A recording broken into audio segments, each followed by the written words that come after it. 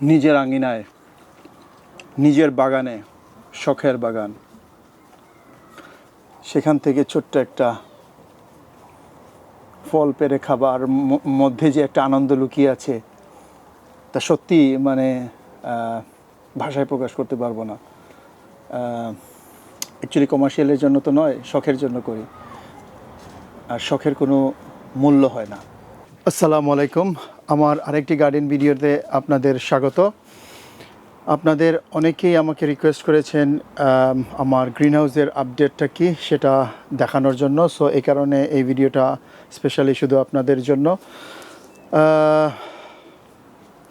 আপনারা দেখতে পাচ্ছেন আমি এখন বর্তমানে গ্রিন হাউসের ভিতরে আছি, যদিও আমার গত ভিডিওতে আমি আপনাদেরকে দেখিয়েছি, বাট গত ভিডিওটি অ্যাবাউট 15 ডেজ, 2 সপ্তাহ আগে ছিল। এখন 2 সপ্তাহ পরে আমার গার্ডেনের যেহেতু খুব বেশি গরম পড়েছে ইউকেতে, যার কারণে গাছগুলো খুব দ্রুত বৃদ্ধি পাচ্ছে এবং সে কারণে আপনারা দেখতে পাচ্ছেন যে মোটামুটি আমার গ্রিন হাউসটি খুব ভরপুরভাবে সবুজ হয়ে গেছে। এখন আমি আপনাদেরকে ডিটেলস একটু দেখাচ্ছি। সো ডিটেলসের মধ্যে এখান থেকে শুরু করি। এদিকে হচ্ছে আমার সেই বাংলাদেশি কচু। সো বাংলাদেশি কচুগুলো অলরেডি দেখেন আপনারা অনেক বেশি বড় হয়ে গেছে, আর কিছুদিন পরে খাবার উপযোগী হয়ে যাবে। এবং এখানে আমি দিয়েছিলাম 2টো মরিচ, বাংলাদেশি কাঁচামরিচ, এবং বাংলাদেশি কাঁচামরিচ অলরেডি অবশ্য বড় হয়ে গেছে।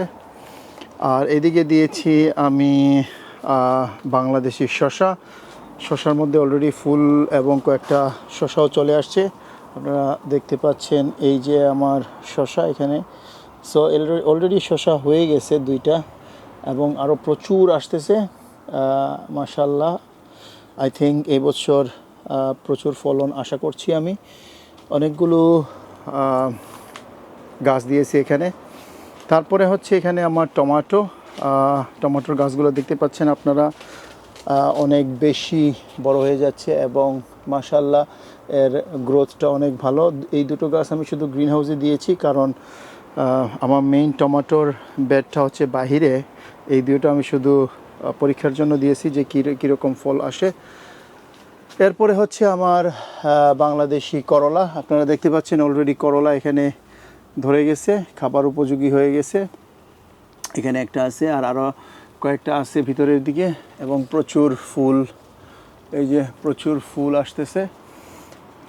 যদিও এই বছর আমি আমার এই গাছগুলো অনেক দেরিতে আমি লাগিয়েছি, কারণ আপনারা জানেন যে আমার গ্রিন হাউস আপডেট করার জন্য আমাকে চারা করতে অনেক বিলম্ব করতে হয়েছে। সো যেহেতু চারা করতে বিলম্ব করতে হয়েছে, তাই গাছগুলোতে আমি অনেক পিছনে আছি। তারপরে আলহামদুলিল্লাহ আশা করি ভালো ফল আসবে। তারপর মাঝে এখানে আপনারা দেখতে পাচ্ছেন সব লাল শাক। এখানে আমি অ্যাকচুয়ালি ডাঁটা শাক দিয়েছিলাম, কারণ আমার যে বিচিগুলো ছিল সেটা আমি ডাঁটা শাক মনে করে দিছি, কিন্তু অ্যাকচুয়ালি সেটা লাল শাক ছিল। সো যাই হোক, এখানে 2 ব্যাচ পুরো লাল শাক হয়ে গেছে। সো এটা আমার সেকেন্ড ব্যাচ। প্রথম ব্যাচ আমি অলরেডি খেয়ে ফেলছি এবং এটা অলরেডি আবার খাবারের উপযোগী হয়ে গেছে। সো এটা second batch, first batch already শেষ। আর এখানে দেখতে পাচ্ছেন আপনারা প্রচুর অলরেডি গজাচ্ছে এই যে ধনেপাতা। সো অলরেডি উঠতেছে। প্রথম ব্যাচ অলরেডি আমার শেষ হয়ে গেছে, তুলে ফেলছি, কারণ আপনারা জানেন যে ধনেপাতা বেশি দিন থাকলে তা শক্ত হয়ে যায়। সো এই যে এখানে ধনেপাতা অলরেডি উঠতেছে। সো এটা হচ্ছে আমার সেকেন্ড ব্যাচ। ধনেপাতাটা প্রায় সবাই বলে যে ধনেপাতাটা অনেকের উঠে না। সো আমি নর্মালি ধনেপাতাটা যখন লাগাই তখন প্রথমে প্রায় 24 ঘন্টা একটা পানিতে একটা কাপ বা জারের মধ্যে 24 ঘন্টা ভিজিয়ে রাখি এবং তারপর সেটা একটি ট্রেতে কম্পোস্ট নিচে দিয়ে এবং উপরে বিচিগুলো দিয়ে, তারপর উপরে অল্প একটু কম্পোস্ট দিয়ে রেখে দেই। অ্যান্ড দেন যখন একটু গেরা চলে আসে বা একটু জ্বালা চলে আসে, ওই মুহূর্তে আমি এখানে এনে আমার বাইরে বেডে দিয়ে দিই এবং উপরে সামান্য কম্পোস্ট দিয়ে দিই, তাতেই আমার ভালো ফল আসে। তারপরে হচ্ছে এখানে আমার দেখতে পাচ্ছেন গাছটা আলহামদুলিল্লাহ মাশাআল্লাহ অনেক বড় হয়ে গেছে। এটা হচ্ছে আমার মরিচ গাছ। আপনারা দেখতে পাচ্ছেন কতগুলো ডাল আসতেছে, 1টা 2টা 3টা 4টা 5টা 6টা 7টা। সো চারিদিক থেকে ডাল, এবং দেখতে পাচ্ছেন নিচের দিকে জায়গাটা একদম খালি। আমি নর্মালি গাছের গোড়াটা, স্পেশালি মরিচ গাছের গোড়াটা ক্লিন রাখি, কারণ ক্লিন না থাকলে এখানে সহজে পরিচর্যা করা যায় না। আমি নিচের সমস্ত ডালগুলো কেটে দিই, এবং গাছটা যখন ঠিক 15 সেন্টিমিটার হয় তখন আমি গাছের আগাটা কেটে দিই, তাতে করে সাইড শুটগুলো বড় হয়ে যায়। সো আপনারা দেখতে পাচ্ছেন এখানে গাছ এই 2টা মেইনলি, এখানে 4টা, এই গাছটা এই 4টা গাছ আমার মোটামুটি ভালো ফল আসবে আশা করি। অলরেডি ফুল চলে আসছে। আর এটা হচ্ছে আমার নাগা গাছ। আপনারা দেখতে পাচ্ছেন এই যে নাগা গাছে ফুল চলে আসছে। এটা আমার একজন প্রতিবেশী আমাকে গিফট করেছেন। আলহামদুলিল্লাহ ভালো ফল আসবে। আমি জানি না এটা কোন প্রজাতির নাগা, বাট প্রায় নিয়ারলি রেডি হয়ে যাচ্ছে। এবং এখানে আরও 2টা নাগা গাছ আছে, সো টোটাল 3টা। এখানে আমি গাঁদা ফুল লাগিয়েছি। গাঁদা ফুলটা অনেক বড় হয়ে গেছে, মেরিগোল্ড। এটা একটা প্রতিষেধক গাছ হিসাবে কাজ করে, কারণ এই গাছটা থাকলে গাছের জন্য ক্ষতিকর যে পোকাগুলো সেগুলো গাছ থেকে দূরে থাকে। এটা একটা ন্যাচারাল রিপিলেন্ট হিসাবে কাজ করে।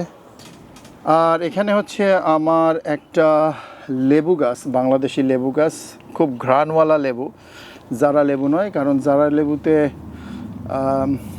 বাহিরের অংশটা খুব মোটা হয়, রস কম হয়, বাট আমি ঘ্রাণ এবং রস দুইটাই পছন্দ করি। সো যার কারণে আমি এই প্রজাতিটা বেছে নিয়েছি। এটা আমার একটা মেইন গাছ থেকে কলপ করে এখানে লাগিয়েছি। কলপটা সাকসেসফুল হয়েছে এবং মাশাআল্লাহ খুব বড় হচ্ছে। এরপরেই আছে, আপনারা দেখতে পাচ্ছেন আমার পুঁই শাক। অবশ্যই পুঁই শাক দেখে আপনাদের খুব ভালো ফলন মনে হচ্ছে। আপনারা দেখতে পাচ্ছেন যে পাতাগুলো আলহামদুলিল্লাহ কেমন বড় বড় হচ্ছে। সো এটা হচ্ছে সব আমার পুঁই শাক। দেখতে পাচ্ছেন এখানের মধ্যে অনেক পুঁই শাক অনেক বড় হয়ে গেছে, এগুলো এখন খাবারের উপযোগী হয়ে গেছে। অ্যান্ড এখানে হচ্ছে আমার বেগুন গাছ। এটা বাংলাদেশি প্রজাতির একটা বেগুন, খুব মোটা মোটা বেগুন হয়। সো চিকন বেগুনটা আমার কাছে খুব একটা ভালো লাগে না, এটাতে মাংসের পরিমাণ কম থাকে। সো এটাতে মাংস বা গোদা যেটাই বলেন খুব বেশি হয়। সো এটা দেখতে পাচ্ছেন গাছটা মাশাআল্লাহ বেশ সবল। একটা এখানে 4টা গাছ আছে, সেম গাছ। সো দেখতে পাচ্ছেন আপনারা পাতাটা কেমন সতেজ এবং হেলদি, কত হেলদি গাছটা দেখতে পাচ্ছেন আপনারা। সো ভালো হেলদি গাছ মানে ভালো ফলন, এটা অবশ্যই সবাই আপনারা জানেন। সো এখানে 4টা গাছ আছে এবং সবগুলো গাছই মাশাআল্লাহ খুব হেলদি। অনেকে প্রশ্ন করতে পারেন আপনারা যে আমি কি ব্যবহার করি। শুরুতেই আপনাদেরকে আমি দেখিয়েছি যে এখানে আমি ঘোড়ার গোবর এবং শুধুমাত্র ফিশ বোন অ্যান্ড ব্লাড মিল অল্প একটু আমি মিশিয়ে দিয়েছি। আলহামদুলিল্লাহ তাতেই আমার ভালো ফলন আসতেছে। তবে মেইনলি ঘোড়ার গোবরই আমি ব্যবহার করি। আর এরপরে হচ্ছে এদিকে এই পুরোটা আমি দেখতে পাচ্ছেন যে করলার অনেক ফুল আসছে। তো আপনারা মনে রাখবেন, করলা যদি আপনারা কেউ লাগান তাহলে অবশ্যই পলিনেশনের প্রয়োজন পড়ে, কারণ করলা পলিনেশন ছাড়া হয় না। সো পুরুষ ফুল, এই যে এখানে এই করলা এটাকে এইভাবে, করলাটা যখন আসে সকালবেলা, এটা হচ্ছে স্ত্রী ফুল। এটাকে আপনারা এইভাবে করে জাস্ট এখানে একটু টাচ করে দিতে হবে। সো এতে করেই ফ্রুটটা ফ্রুটিং হবে। সো এ হচ্ছে করলা।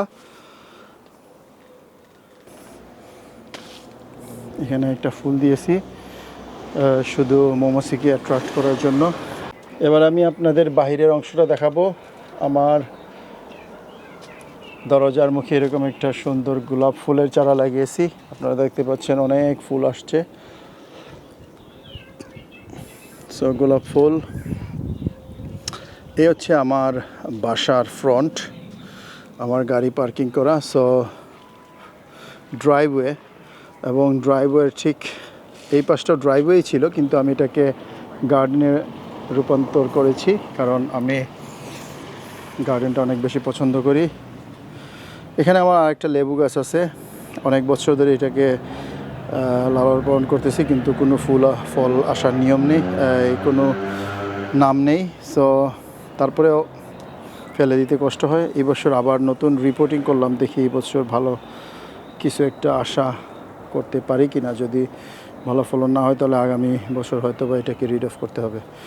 তারপর এখানে আমি রেখেছি আমাদের অবশ্যই সেই পরিচিত ল্যাভেন্ডারটা মূলত খুব সুন্দর। এই যে বিকালবেলা এখন আমি এখানে দাঁড়িয়ে আছি, এত সুন্দর একটা ঘ্রাণ, মনে হয় যে আমি ল্যাভেন্ডার বাগানে বসে আছি। প্রচুর মৌমাছি আসে এখানে। এটা মূলত আমার গার্ডেনে মৌমাছিকে অ্যাট্রাক্ট করার জন্য লাগিয়েছি, পলিনেশনের কারণে। কারণ আপনারা জানেন যে পলিনেশন ছাড়া ফ্রুটিং হয় না। সো ইনসেক্ট যাতে গার্ডেনে অনেক বেশি আসে, এজন্য অনেক ধরনের ফুল লাগাতে হয়। এটা হচ্ছে আমার এই দেশের লেবু গাছ। সো লেবু আপনারা দেখতে পাচ্ছেন, অলরেডি লেবু চলে আসছে, অনেক লেবু, এই যে লেবু। সো এখানের মধ্যে প্রচুর আলহামদুলিল্লাহ প্রচুর লেবু আসছে, লেবুর ফুল আসছে। সো আশা করি অনেক ভালো ফল আসবে এই বছর। দেখতে পাচ্ছেন আলহামদুলিল্লাহ, এটা হচ্ছে এই দেশের ইয়েলো লেবু।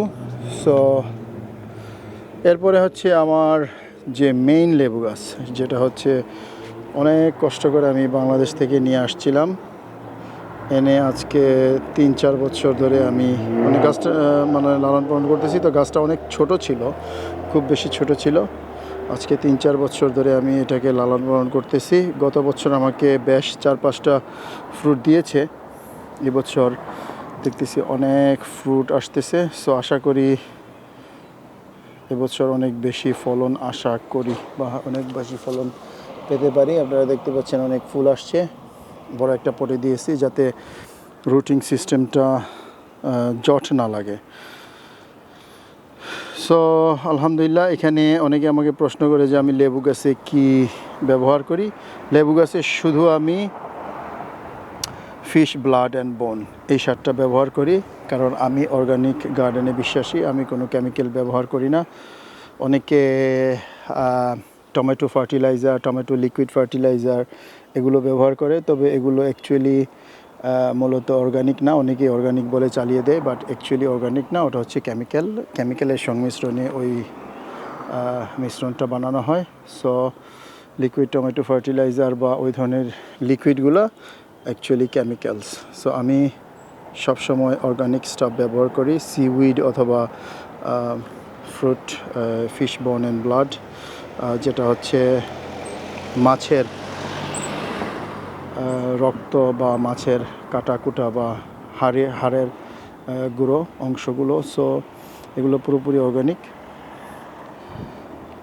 তারপরে হচ্ছে এখানে আমি দুটো করজেট লাগিয়েছি। ইট দিয়ে রেখেছি কেন? ইট দিয়ে রেখেছি কারণ এখানে ফক্সের খুব উপদ্রব। ফক্স এসে আমার এই মাটিগুলো ফেলে দেয়। স্পেশালি যখন ফিশ বোন অ্যান্ড ব্লাড মিল ইউজ করি, তখন এই গন্ধটা ফক্সরা খুব পছন্দ করে, তাই এটা খোঁড়াখুড়ি শুরু করে। যতদিন না পর্যন্ত সেই গন্ধটা চলে যায় ততদিন ইটটা রেখে দিই এখানে। আর এখানে আমি উড চিপ দিয়েছি। হয়তো প্রশ্ন করতে পারেন যে উড চিপ কেন দিয়েছি। উড চিপটা দিয়েছি আমি যাতে আমার মাটিটা খুব দ্রুত বাষ্প হয়ে না যায়, কারণ খুব গরম পড়ছে। আপনারা দেখেন এই যে মাটিটা সরাই, দেখেন ভিতরের অংশটা আমি কালকে পানি দিয়েছিলাম, এখনও ভিজা রয়ে গেছে। সো আজকে আমাকে এখানে পানি না দিলে হবে। ভিতরটা ঠিকই কিন্তু পানি রয়ে গেছে। এটা এভাবে 4-5 দিন পানি না দিলে কিছু হবে না, কারণ আমি যেহেতু কাজ করি তাই সবসময় পানি দেওয়ার জন্য সময় পাই না। আমি চেষ্টা করি যতটুকু কম পানি দিয়ে বা যতটুকু কম পরিচর্যা করে ফলন পাওয়া যায়। এটা হচ্ছে বাঁশের একটা ঝাড়, আর আরও ল্যাভেন্ডার। অ্যান্ড এই হচ্ছে আমার মেইন রোডের সাথেই রয়েছে শিম, এই দেশি রানার বিন। সো আপনারা দেখতে পাচ্ছেন এখানে প্রচুর রানার বিন আসতেছে, প্রচুর ফুল। এবং রানার বিনটা মূলত আমি আমার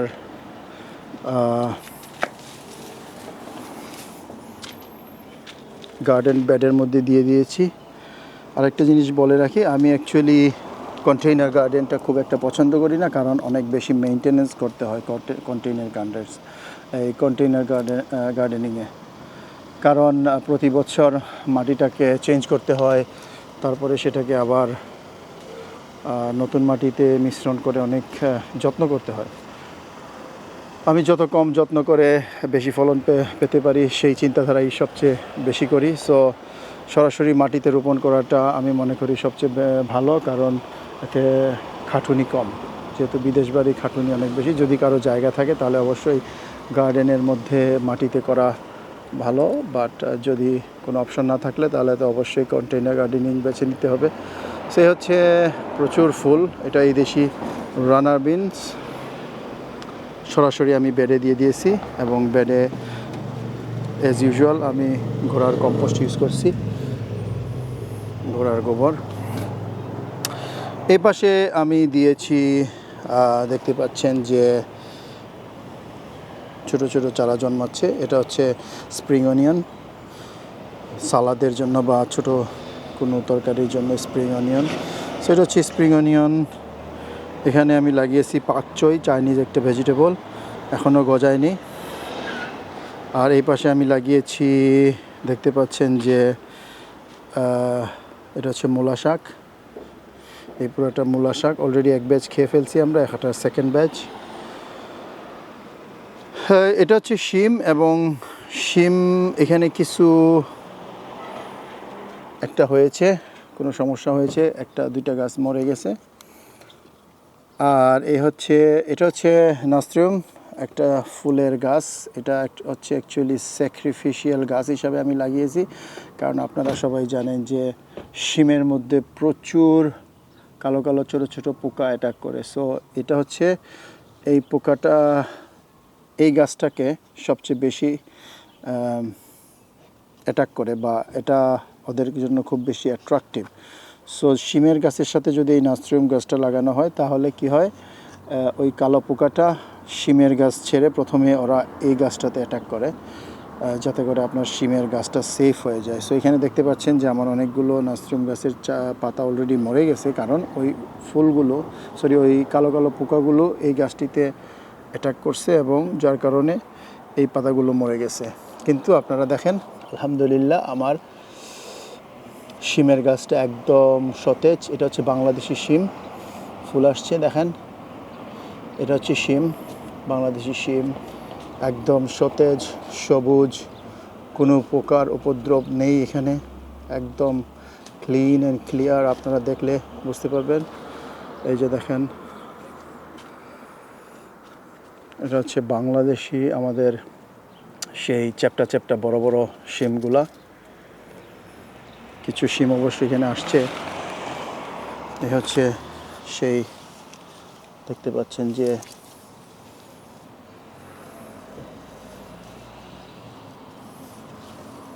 এই যে বাংলাদেশি শিমগুলা, অলরেডি শিম চলে আসছে।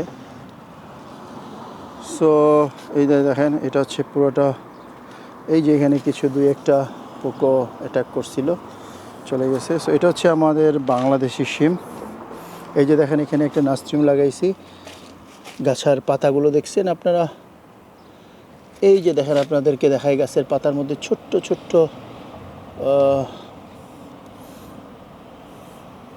ডিম পাড়ে। এই যে এখানে পোকা বাচ্চা করতেছে, এই যে ছোট ছোট বাচ্চাগুলো করতেছে। এটা এই জন্যই আমি এই গাছটা দিয়েছি, যাতে করে এটা এই যে স্যাক্রিফিশিয়াল গাছ হিসাবে কাজ করে, এবং অনেক পাতা দেখছেন আপনারা এখানে খেয়ে ফেলছি। তারপরে হচ্ছে এই যে এখানের মধ্যে দেখেন অনেকগুলো ডিম, এই যে আই থিঙ্ক এটা সম্ভবত প্রজাপতির ডিম, ক্যাটারপিলর। সো ক্যাটারপিলর ডিম, এবং এখানে প্রচুর পাতা অলরেডি খেয়ে ফেলছে। সো এটা হচ্ছে একটা স্যাক্রিফিশিয়াল গাছ। এই গাছটাকে আমি স্যাক্রিফাই করছি আমার শিম গাছকে বাঁচানোর জন্য, কারণ ওই পোকাগুলো, ওই গাছটা যদি না থাকতো তাহলে আমার শিম গাছে অ্যাটাক করতো। এই যে দেখতে পাচ্ছেন কিছু, তারপরে দুই একটা অলরেডি অ্যাটাক করে ফেলছে। সো এটা খেয়াল রাখতে হবে, যাতে এইভাবে দেখলে ফেলে দিতে হবে। তো এই হচ্ছে আমার বাংলাদেশি শিম। শিমের জন্য সবচেয়ে ভালো হচ্ছে এই গাছটা, এবং এছাড়াও আমি এখানে অনেক বেশি গাঁদা ফুল লাগিয়েছি। এই যে গাঁদা ফুলটা অনেক দেরিতে দিছি, যার কারণে বড় হতে সময় লাগতেছে, কারণ গাঁদা ফুলটাও হচ্ছে একটা প্রতিষেধক প্লান্ট হিসাবে কাজ করে। কারণ এটা থাকলে অনেক পোকামাকড় এই আশেপাশে আসে না, কারণ অনেক পোকামাকড় এই গাঁদা ফুলের গাছটা পছন্দ করে না। এই হচ্ছে আমার টমেটো প্লান্ট, টমেটো গাছের বেড। সো অলরেডি টমেটো আসা শুরু হয়ে গেছে। এটা হচ্ছে আমার এখানে 4-5টা ভ্যারাইটি আছে, তবে এগুলো সব হচ্ছে এক ভ্যারাইটি, মানে লম্বা হবে, শুধু বুশ নয়। আর ওপাশটাতে আমি দিয়েছি বুশ ভ্যারাইটি, যেটাকে আমার কোনো সাইড শুট কাটতে হবে না। সো বুশ ভ্যারাইটিটা একসাথে দিয়েছি। সব বুশ ভ্যারাইটিটাতে আর কোনো পরিচর্যার প্রয়োজন নেই, এটা কন্টিনিউয়াসলি বড় হতে থাকবে এবং থোকায় থোকায় টমেটো আসবে। তবে এই টমেটোটাকে আমাকে অবশ্যই যত্ন করতে হবে। এই দুই ডালের মাঝখানে যে সাইড শুটটা আসতেছে, আমাকে এটাকে কেটে দিতে হবে এবং নিচের পাতাগুলো কেটে দিতে হবে। সো পরিচর্যা করতে হবে, আর বুশ ভ্যারাইটিটাকে পরিচর্যা করতে হবে না। অ্যাগেইন আমি এখানে একটা মেরিগোল্ড দিয়েছি, যাতে আমার টমেটো প্লান্টে কোনো ধরনের পোকা বা ছত্রাক অ্যাটাক না করে।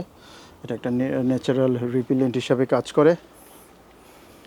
তারপরে হচ্ছে এখানে আমার আপেল গাছ, প্রচুর আপেল আলহামদুলিল্লাহ আসছে, প্রচুর আপেল। সো এখান থেকে প্রচুর আপেল আমরা নিয়মিত খাচ্ছি। খুব স্বাদের আপেলটি। তারপরে হচ্ছে এখানে নাশপাতি বা পেয়ার, এটা একটা পেয়ার গাছ, প্রচুর পেয়ার আসছে এখানেও, এই যে দেখা যাচ্ছে।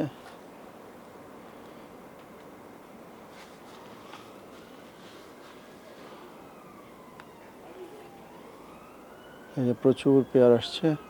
এই হচ্ছে আমার বাংলা কদু।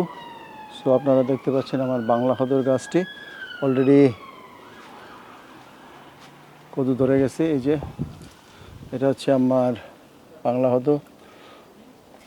লাউ, অনেকে লাউ বলে, অনেকে বাংলা কদু বলে। সো যেটাই হোক, একটা দুইটা, এদিকে আরও দুইটা, আর ওইদিকে আরও দুইটা, 6টা মোটামুটি চলে আসছে। আগামী সপ্তাহ খানিকের মধ্যে আশা করি এটা খাবার উপযোগী হয়ে যাবে। সো এই ছিল আমার গার্ডেনের আপডেট। আপনারা দেখতে পাচ্ছেন সবুজে ভরপুর, এবং আপনারা দেখতে পাচ্ছেন সুন্দর ক্ষীরা হয়ে গেছে। এই ক্ষীরাটা অনেক বড় হয়, খেতে অনেক স্বাদ, মানে ঠিক বাংলাদেশি যে স্বাদটা, ঠিক সেরকম স্বাদটা আমি পাই। ছোট্ট একটা আমি পেরে ফেললাম, আমার আর লোভ সামলাইতে পারতেছি না।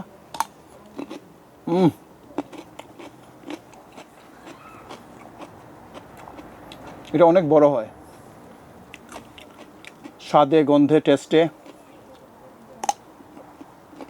যেন বাংলাদেশ দেখতে পাচ্ছি।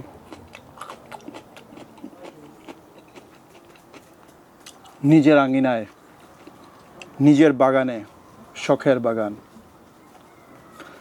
সেখান থেকে ছোট্ট একটা ফল পেরে খাবার মধ্যে যে একটা আনন্দ লুকিয়ে আছে, তা সত্যি মানে ভাষায় প্রকাশ করতে পারবো না। অ্যাকচুয়ালি কমার্শিয়ালের জন্য তো নয়, শখের জন্য করি, আর শখের কোনো মূল্য হয় না। আবার কোনো ভিডিওতে দেখা হবে, ততক্ষণ বাই বাই।